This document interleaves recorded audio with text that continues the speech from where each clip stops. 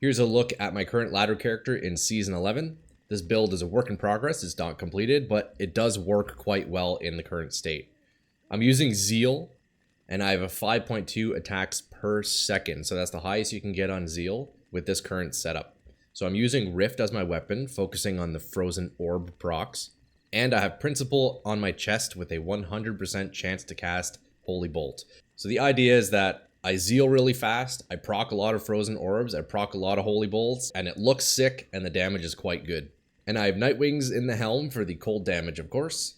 Looking at my shield, I'm using Griswold's shield, and I've socketed that with 3 cold facets. I have High Lord's Wrath for the attack speed, Deadly Strike, Raven Frost for the cannot be frozen and attack rating, and then I have a random rare ring here. This could be improved, but I'm looking for stats like attack rating and resists. On my belt, I'm using Nosferatu's for the attack speed and a little bit of lifesteal. It doesn't do too much because the physical damage is quite low on this build, but it's a little bit helpful. On the boots, I have a Gore Riders, of course, for more Deadly Strike and Crushing Blow. And on my gloves, I'm using Laying of Hands.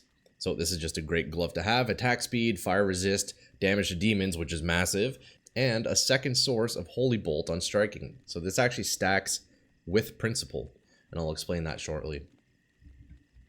Looking at the stats, of course, I just want enough strength to wear my gear. I think I have too much strength now, so I could respec at some point. And then Dexterity, I want enough dex to have max block with my Holy Shield. So I'm at 75 max block, and then I just pump the rest into Vitality. In terms of skills, I did put a couple of points into Cold Resist just to boost up my resist passively, although realistically, I don't think I'll put that in when I respec. For offensive auras, I put 25 points into Conviction. You don't need any more than that because then the minus resists doesn't go down any further. So you want 25 points accumulatively. And in combat skills here, we can see I've maxed Sacrifice and Zeal, of course, because our primary attack is Zeal.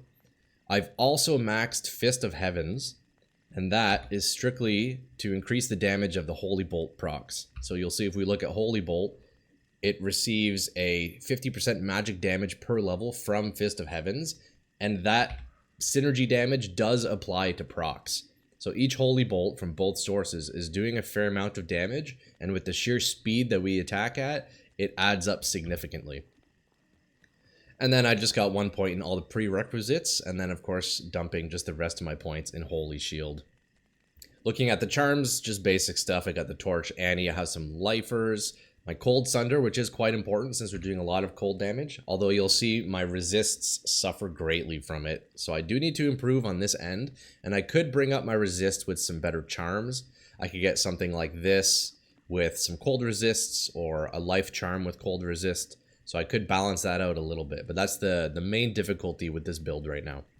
And looking at my Mercenary, she's using a Faith and a Grand Matron bow. So this has a level 13 Fanaticism. This is what helps me hit that 5.2 seconds per attack. This is a huge component of the build. I've given her a Hustle because I've noticed on this build, because I'm not teleporting around and I'm charging everywhere, my Mercenary was kind of struggling to stay with me. So I wanted to give her the increased walk speed, and I noticed this helps greatly. With Hustle, she stays with me much easier. She won't get lost behind and then essentially become useless. I need her near me. I need that Fanaticism, so this helps greatly. And on the helm, I gave her a Delirium. This gives a bunch of crowd control with the chance to proc Confuse. When you're surrounded by big hordes, she'll just CC all of them. They all start attacking each other and just ignore you, basically. So it buys me a bit of extra time to get my damage out. So this build excels in areas that has undead or demons because that's our primary damage, laying of hands with the damage to demons, and then the Holy Bolt damage, which also damages undead and demons. So I'll show you the damage. This is players 1. I am online. I'll show you the damage against mobs that are not undead or demons. You can see it does a decent job, but the damage is a bit low just because we don't have that additional damage source. But you can see the amount of procs we have is kind of unreal. And it does add up, this Holy Bolt. So that's not too bad. Let's try some River of Flame. This won't be the strongest here, because I know there are some just regular minions here. But for these guys, for example, yeah, they just get melted. So these maggots I won't do extra damage to, but I'm still getting my base damage on it, which is not too bad.